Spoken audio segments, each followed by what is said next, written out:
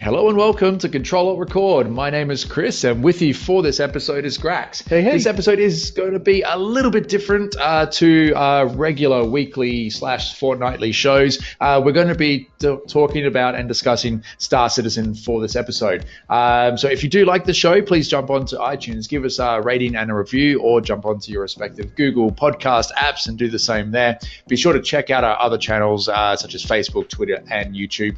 You'll find all the links to the all the links to those channels in the description of this episode. But with that out of the way, let's get into the show. You're listening to Control Alt Record.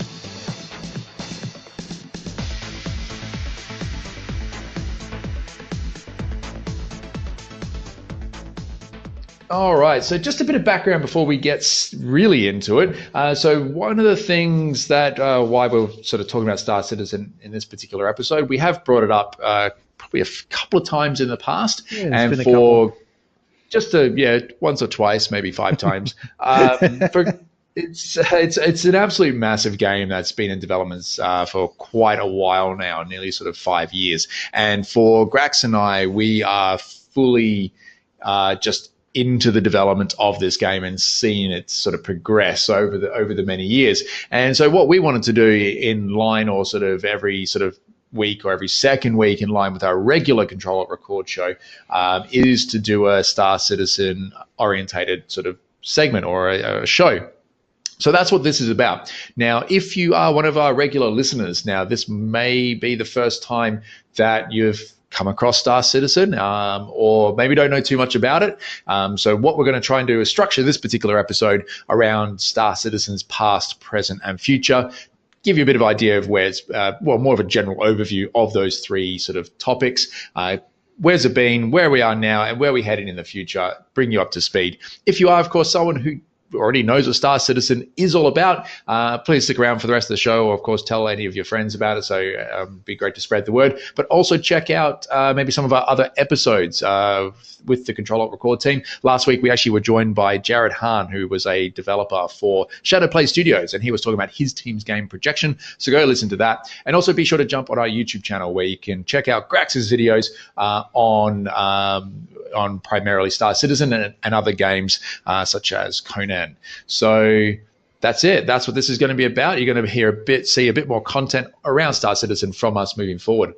So, Grax, Star Citizen, you are here. Sorry, I'm done. I'm going to breathe now. I'm going to let you talk. Take a deep breath. Relax. Okay. Right.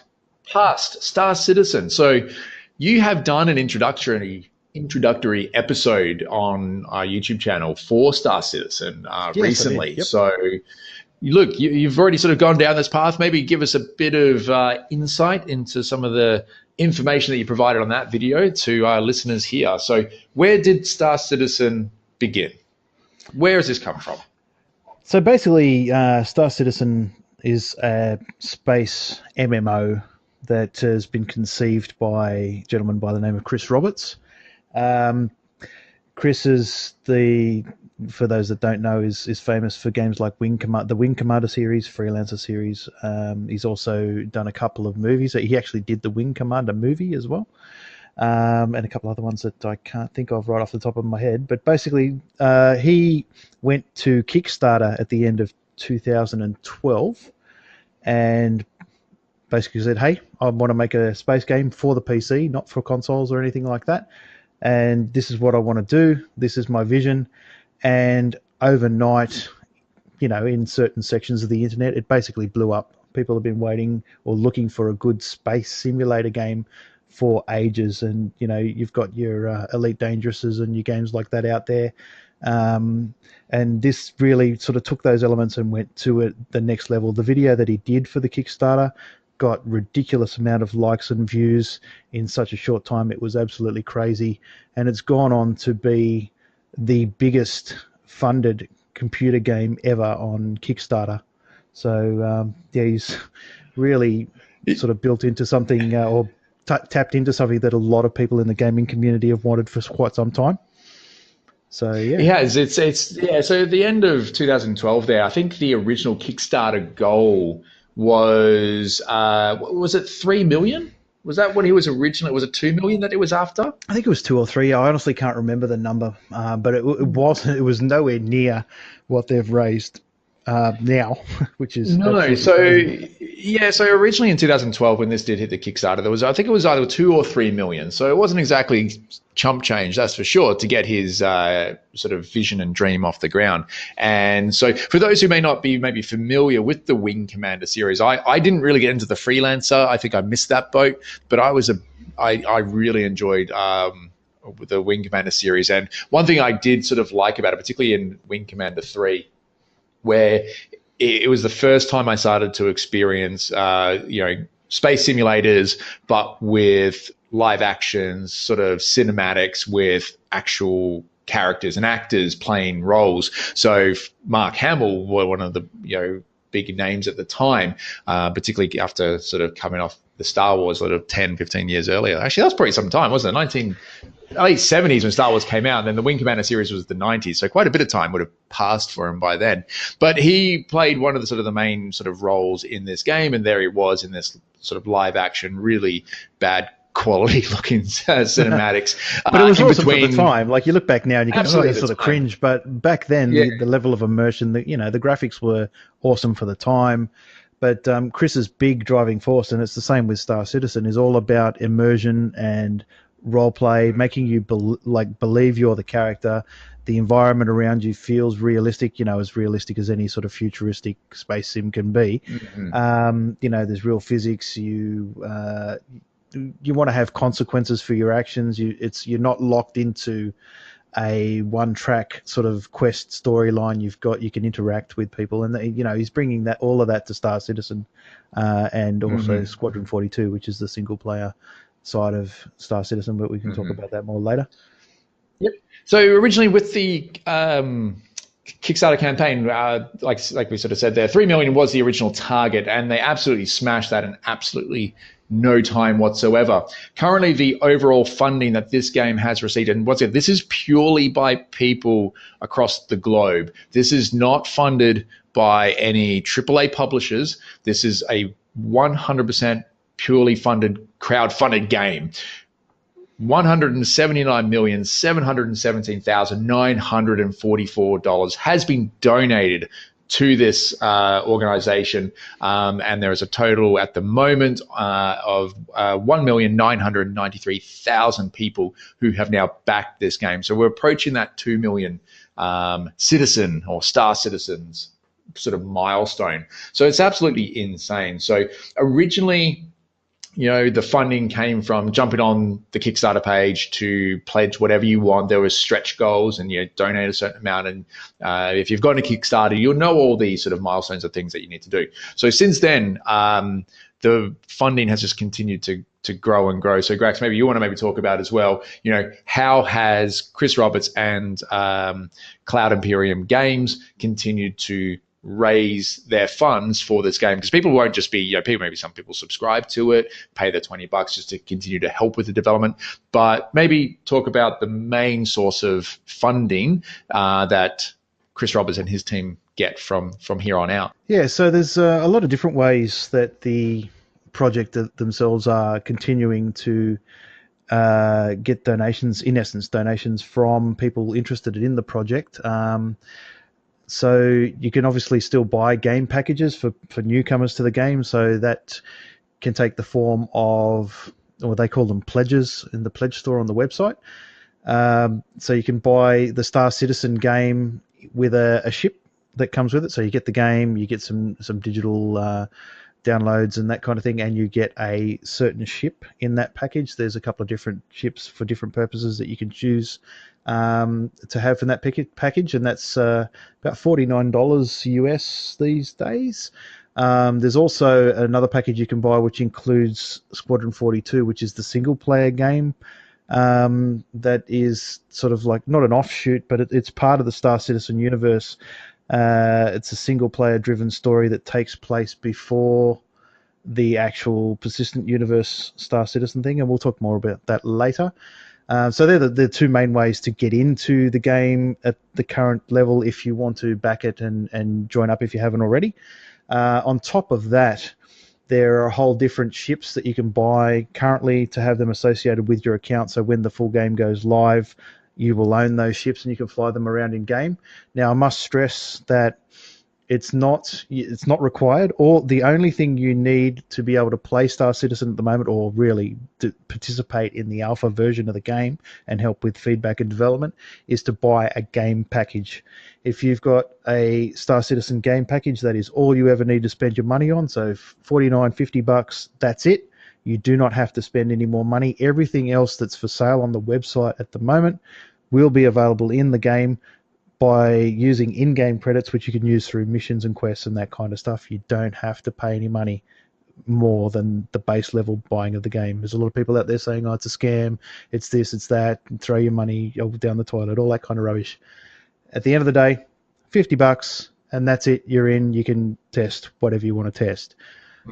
So on the topic of the money side there, just to give people some, I guess, perspective on, well, what can I buy? Because you kind of think, okay, $49 US, that's going to get me a game package. That sounds pretty reasonable. I can go to Steam and I can buy a $50, $60 game. That's right. Yeah, exactly. Now, that's exactly right. One of the things with it and with Star Citizen and the ship purchases is there are many, many variations, sizes, styles, different purposes, ships that have different purposes for jobs, and the type of player that you want to be. So you can range from ships that are going to be a single seater, that are quite small, we're going to be quite nimble, very fast, so very tiny compared to some of the giant ships. Those ships are going to be, relatively cheaper compared to some of these other price tags of ships. You do not go into this game expecting, what, ship's going to cost me $10? No, it is a little bit crazy with some of these prices, but then these ships are, if you're, say, someone who's maybe come across a space simulator like Elite Dangerous, where it's like, oh, I've got this ship, you'll get, you can go into certain sections of the game where you're going to see the outline and the model of your ship. And then outside of that, you sit in a cockpit and that's it. Star Citizen, on the other hand, has ships that are so big that you require multiple people to man them. We're talking someone sitting in the pilot seat, someone sitting in a navigator seat, someone is sitting in a seat that will allow them to balance your ship's power between shields and guns. They're going to have people in your turrets. You're going to have people in engine rooms, and all these people have to come together and work together to efficiently and effectively run your ships. Absolutely. These are hundreds of dollars. Like there are some that are simply in the thousands of dollars. These are sort of capital ships that require tens of people, like 20, 30 people to run their ship. That's right. But again, you can get out of. You don't have to spend those hundreds you don't have to. or thousands of dollars if you want to work your ass off in game and quest like a mofo. You will be able to buy an Idris or any other capital ship through the in-game system just through putting in time. There's no pay to win or anything like that. Buying these ships helps with real-world money, helps contribute to the development, helps pay the developers, helps bring in stretch goals, helps them do their weekly videos on updates and all that kind of stuff. It's money for that. It doesn't give anyone an edge in-game like a pay-to-win system or a loot box system that we continually rag on in our main podcast. You will get a ship, and if you don't have the people to crew that ship, you can hire or buy AI in the game. You can buy AI computer blades. They're not in game yet, but they're talking about it. There's everything you'll be able to do will be in game. If you spend real world money on a large ship, you'll have a large ship. That's it. You won't have the crew to fly it unless you've got friends. You won't have the weapons. It's not an unfair advantage when you'd start talking about being able to buy all this stuff externally at the game. People are, certain sections of people will start throwing their arms up in the air and go, oh, pay to win. No. So that's not what it is at all. Haters gonna hate. Really. One thing, no, 100%. And the thing I think potential new players to this game have to realize is when you're purchasing these ships, you're not purchasing a ship. That's the bonus and the add-on. What you're doing is purchasing and supporting the development of this game, That's and that right. has been very clear since day one. Yeah, you're contributing to the development of the game, and for in essence, you're paying to playtest an alpha build of a game. That's really what you're doing, and there are clearly nearly, what is it, 200,000, 2 million people? What is it? Yeah, What's the number? Nearly 2 million Nearly people. 2 million people are more than happy to do that, and we're obviously another 2 people that are happy to do that because it gives you a sense of real, there's feedback with the devs, there's chats, there's issue forums, and a lot of the things that the community want and they give feedback on and they give suggestions on do happen, and it's really a collaborative process. It's been a lot of fun being involved in it up to this point and seeing the changes since the very beginning and how things have grown, and it makes you really, me personally, makes me excited for what the future is going to bring.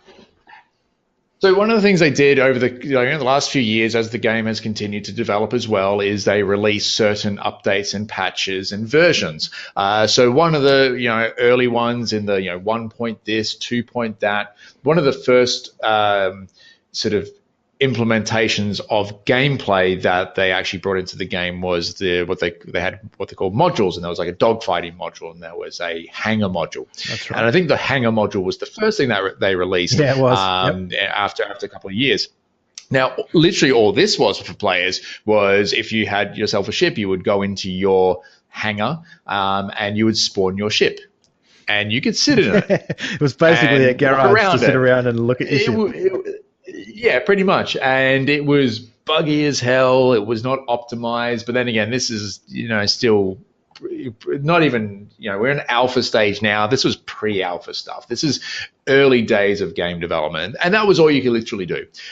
With time, though, as it continued to progress, that brought in a dogfighting module, which eventually became known and named as Arena Commander, where you could actually get in your ship and fly it around in a sort of very small, sandboxy sort of environment that had boundaries that you couldn't go past. But within that, there would be asteroids and satellites and mining equipment, and you would go and fight sort of pirates and things like that in like one-on-one dogfighting. All your friends. 2v2. All your friends, you can fight them and you can join up and do all that good stuff. Just to fly around in your ships. After that, what was the next big update that they brought out? It wasn't the flying around. I think it was the planet. It was a Star Marine, and that was the next one. So one of the big things that was a massive change to Star Citizen was the first-person shooter. So this Star Citizen started as the space simulator. You got your ships, you're going to fly around, and you can do all this, that, and the other with your spaceships, and you can walk around and do all that. But now what they've actually implemented is a first-person shooter element. So now they eventually introduced Star Marine, which is like a team deathmatch to start honing the coding and the performance and the actual gameplay of that side of things. Yeah, so both of these modules were designed to be separate, like for practice and that kind of thing, and fun with your mates and all that kind of stuff. But it was also the very first instances of the code they needed for the persistent universe, for the flight modules, for the way different ships handle, for the way dogfighting happens, and then the Star Marine section, the FPS combat and all that kind of stuff. That was the very first iteration of, obviously, first-person combat, shooting, interacting with switches and levers, EVA flight, jumping out of space stations and floating around in space and shooting people while you're doing that. And EVA, that's and extra recovering. Very vehicular activity. So basically, if you're in space, you've got a spacesuit on that's got little jetpacks, and you can float around and control your direction that you go while in space. Yeah, so I think it was patch 2.6 where those things came together, and we had Arena Commander and Star Marine were the very first building blocks of what we now have in the persistent universe, where we got first access to some first person shooter actions, ship flight, ship maneuverability, damage states, and also we had the planet side module. Well, they called it the planet side module, but it was really only space stations at that time. Even though there was definitely you could look at the planets. That was about it. And we had you could go to ArcCorp for a little while in 2.6 as well, but that's been Area 18. That's been taken out for now, and it'll be back later because they're moving it to Hurston. So these are sort of cities and locations that will be coming in future future patches. And it's come just in that part. Like, we're not even up to the current patch of 3.0, but just in that part, there was so much technological advancement that they'd done, and so much change to their vision.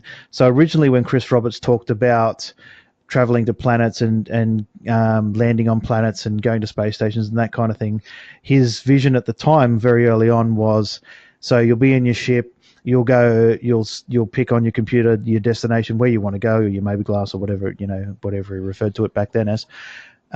Say I want to go to Hurston, or I want to go to Crusader, whatever. Click here, I want to land here, and you'll arrive at the planet, and then there'll be like a cutscene or an automated landing sequence. That was the original plan, and that's completely changed now to the fact that there's procedural planets involved. You can land wherever the hell you want. You can enter atmosphere from space and fly into the atmosphere. Like, that in itself is just such a huge technological advancement in what they didn't even have on their roadmap. And 2. So I think with also the patch updates, in the first few years up until sort of 2.6, the patches were relatively. Oh, sorry, I can't talk. Relatively. Blah, blah, blah. Yeah, English is tough. Quite tough. There we go. There was quite some sort of short succession between patches. Some a little bit longer than others, but really going from 2.6 was sort of one of the last sort of major updates that added a lot of content, and players sat on the 2.6 version for about a year to nearly a year and a half. I think it was and it was during. Yeah, and during this time, this is really where I think people started to lose maybe some hope in that this is starting to sort of falter, because the dream kept growing. Things were being added, particularly around the sort of, like you said, that technological change going from. Yeah, I think you're right. I think there was a lot of, there were people that's like, oh, come on, just give me the game. I just want the game. I just want the, and, I sort of empathize with that theory and completely understand where those people are coming from. But if you think about it now, where we are in 3.0, which we'll talk about in a sec, if they had stopped at where they were and just released what they had, we wouldn't have all the cool stuff we have now, and the game's not even finished yet. No, there's some absolutely massive changes, and that's why there was such a huge delay from 2.6 to the where we are currently now in Alpha 3.0. So one of the big things with this, where we are now, and let's segue into the present section of this particular topic.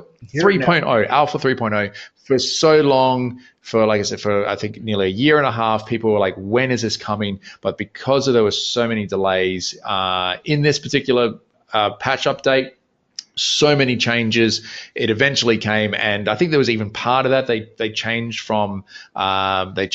engines to actually develop the game, so they've gone redevelop so much. But it also wasn't just changes to the vision and changes to what they wanted to do. It was also what they actually wanted to do hadn't really been done before in the level of detail and fidelity, and with the amount of immersion and gameplay that they wanted to have. They quite literally are building a game and running it in a live environment for people to alpha test whilst they're developing. And a lot of the developer tools that they had to do the stuff they wanted to do didn't exist. Like, they literally were making tools to make the game at the same time as making a game. Like, how often does that happen? No, exactly. I mean, the absolute sort of scope in this is just crazy. So, I mean, one of the cool things, just imagine, the gameplay mechanics and being able to live out, your own story in a space simulator, that you can do whatever you want. When we were talking earlier before about sort of jobs and things like that, or professions within the game, do you want to be a mercenary? Do you want to be a pirate, a bounty hunter, a miner, a trader, a merchant? Yeah, and what do you want to be? Get involved in the military and things like that. There's just and military can be run by organizations. There are organizations which are basically guilds in the game with hundreds or thousands of people, and they're already looking to create roles within their organizations to be mercenaries for hire. So you can actually go and create contracts and jobs for other players to come do work for you, and there's this massive level of dynamic in the gameplay when we're talking about the melding of first person and space flight. Picture yourself, in a dogfight with someone, disabling, and because of the targeting systems, you can disable their engines, knock them out, but not completely blow the ship out. So now you've got, destroy them, blow the ship up. Now you've got the advantage of being able to get out of your ship and maybe go into theirs and board their ship, steal their ship, repair their ship, steal take their it away, cargo, sell it. take them, capture them, hand over a bounty on them. It's just crazy the amount of scope that they want to include in the game. And what 3.0, now that we're talking about present, so previously in 2.6 we had the quest system, or very beginnings of the quest system, where you could get NPC quests, you could get quests via your Mobiglass, which is basically a quest log and utility tool. They had, I think it was 14 different quests you could do in 2.6, and they were quite repetitive and whatnot, but the beginnings. But now in 3.0 you've got some more quests. You've got two main quest givers of Miles Eckhart and Ruto, who will give you specific NPC quest givers. Yep. And you've also got now the first instances of shipping and trading, which is completely new to the game. It was always part of the vision, but completely no one, until 3.0 we weren't able to do it. So now you've got quests in the game where go here, get me this thing, take it here, do that, or go salvage this item, or go find these lost people, or just walk up to a kiosk and buy a whole heap of goods and take it to somewhere on your own. You don't need the quest system to do your own shipping, and that's developing into quite a bit of fun gameplay if you're that way inclined. Yeah, and I think actually just taking a step back as well, because we just sort of said, back in 2.6, that was also one of the first iterations of space flight. So there was a space station. This one, the main hub at the moment, named Port Olisar, that's what it's called. This is where you can spawn your ship. You can get in your ship and you can fly around. You can't land on planets yet, but you can fly around to all these different locations. With the implementation of 3.0 was also the big, cool, fun stuff was now you can enter planets, you can land on planets. And I think that's sort of like one of the biggest changes that I think has made people so happy that now I can break atmosphere and have the flames of the atmosphere when it's breaking around my ship to be up my windscreen or my cockpit window and things like that. So yeah, you can forget to put your brakes on and crash into planets and land upside down. Yes. You can land anywhere on the planet you want to and fly. Get out and walk on the planet. Get out and walk around, drive your vehicles around. So they've got vehicles and ground vehicles in 3.0 as well. Some of them, not all of them. You can get, load them into your ships and unload them from your ships and go and explore on planet surface, all procedurally generated. All stuff that wasn't originally part of the vision, wasn't going to be there. It was going to be there in a small container, if you like, where it'd be scripted with walls and quest people saying go here, go there, but there were boundaries. Now it's open world, open planet, open moon. You can go land wherever you want and do whatever you want. It's pretty cool.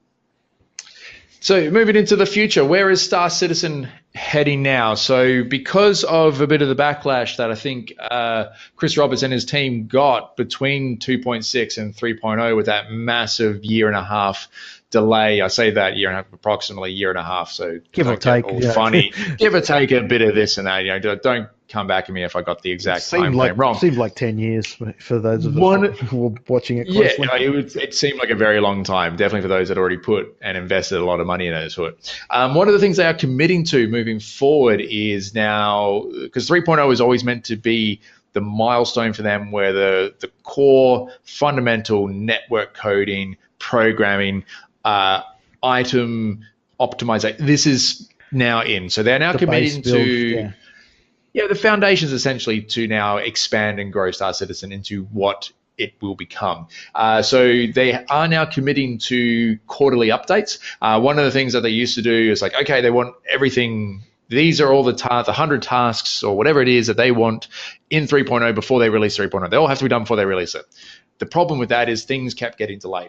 So what they're now looking to do now, pushing it back, and exactly. It kept delaying the release of the overall patch. So now what they're looking to do and what they're looking to commit to, and in the coming weeks we'll soon learn if they're going to actually stick to their word, is actually have at the end of every quarter of 2018 is 3.1.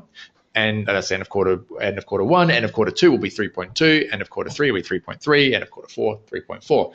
And part of that is that if they've got all their goals and tasks that they need to complete, and if they don't finish everything, they won't let that hold what they have completed back. They will still release what they've got to that point. That's right. So if there's one particular feature holding up a certain thing, they'll just push that to the next release, but the overall patch won't be delayed, so you'll still get a major content drop every quarter. So in the next couple of weeks, the end of March, we're expecting 3.1, and there's a lot of cool stuff coming in that. We've got the first release of the character customizer, so it's not the final implementation by any stretch of the imagination. It's just the very first beginning of the players being able to choose their facial model from a pre-selected list of faces, their hairstyle and all that kind of jazz.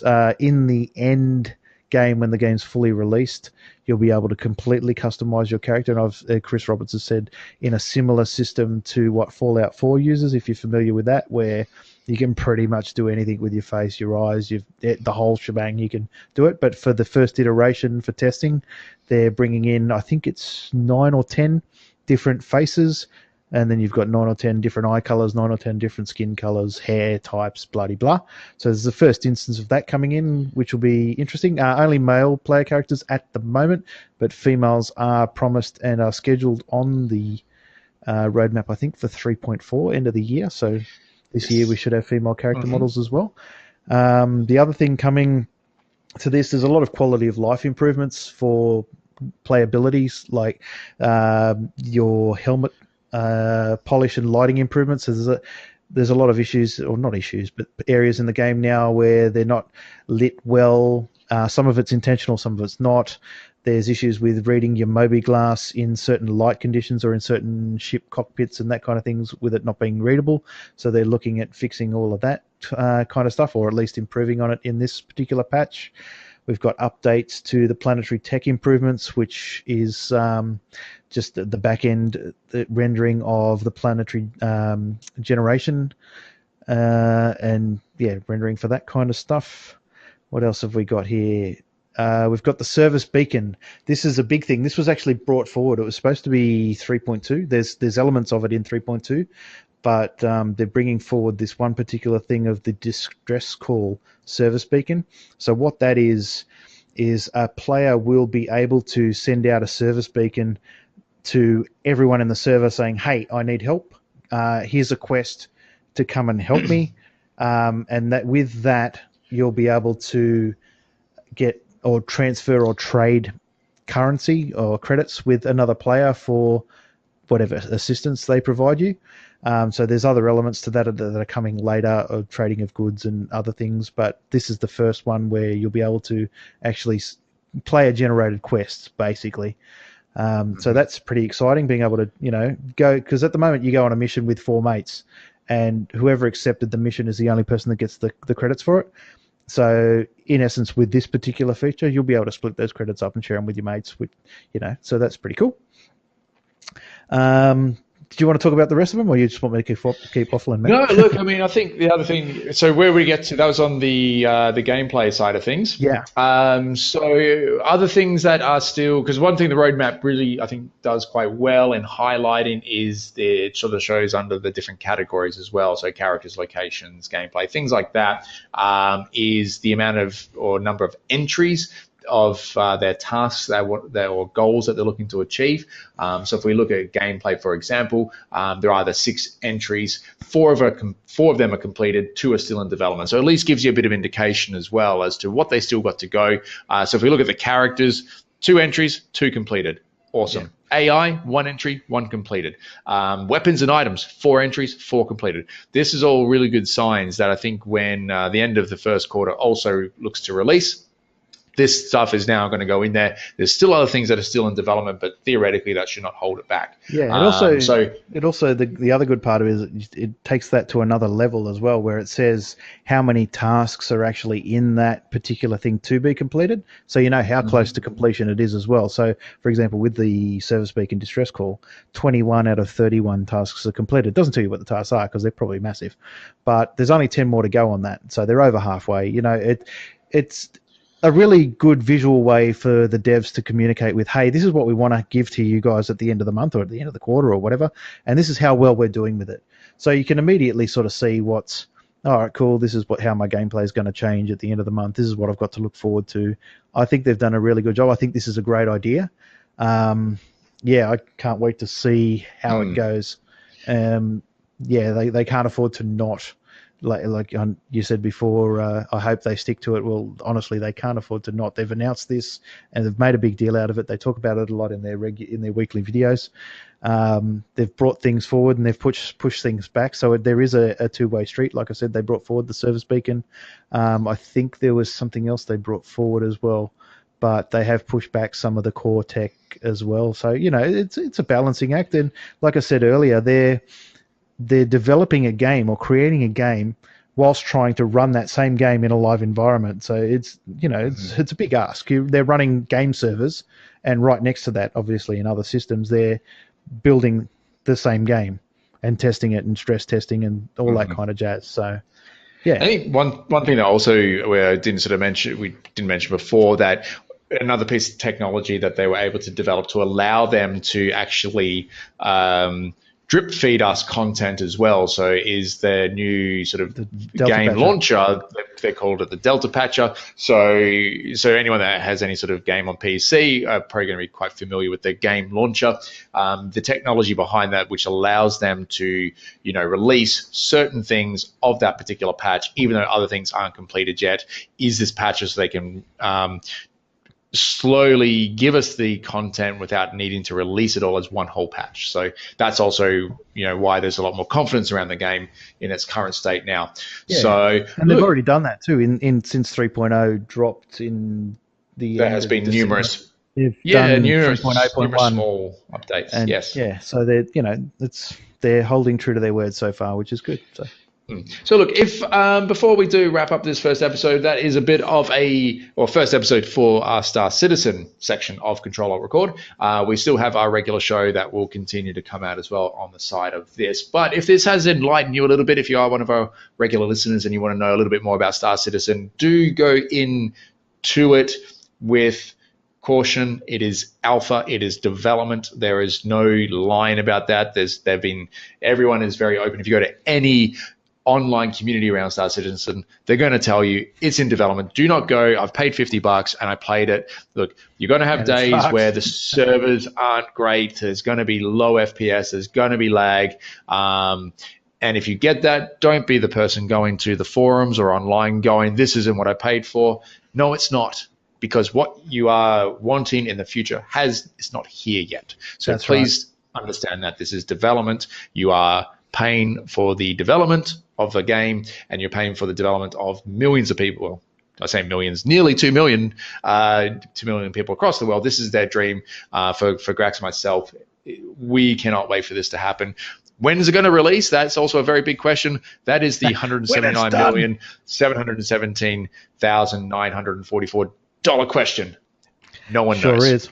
No one knows. So, it's, you know, hopefully soon. But there's lots of comparisons out there. You go to Reddit or you Google Star Citizen development time or any of that kind of jazz. You can see the difference between Star Citizen and any other AAA game that has a development cycle.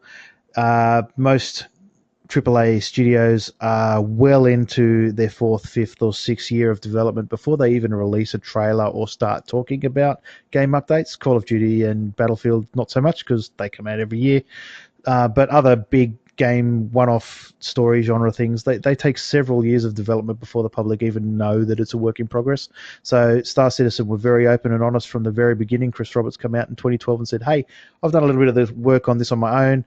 I want to see how much interest is in this. If you want to give me some money on Kickstarter, we'll build it. And right from the very start, they've come out and said, "Oh, we're having issues with this, we're having issues with that. We want to do this, we want to do that." They're not trying to hide. They're not going to run off with your money to the Bahamas.